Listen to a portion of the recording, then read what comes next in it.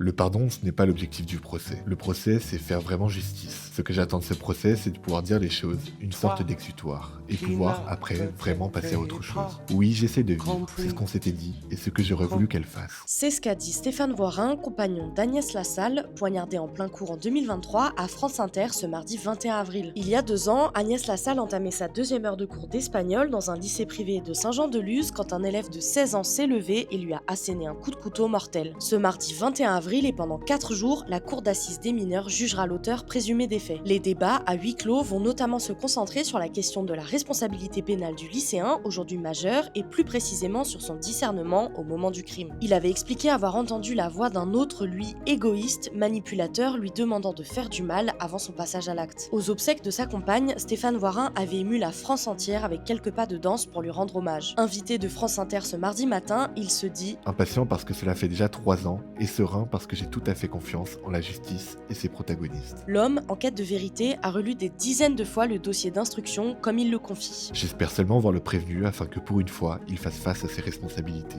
la reconnaissance de ce geste horrible. La peine encourue par l'accusé, jugé pour assassinat, sera de 20 ans à 30 ans de réclusion en fonction de si la cour retient l'excuse de sa minorité au moment des faits. Si la justice reconnaît que son état psychique ne lui permettait pas de mesurer la gravité de son geste, l'accusé sera déclaré pénalement irresponsable.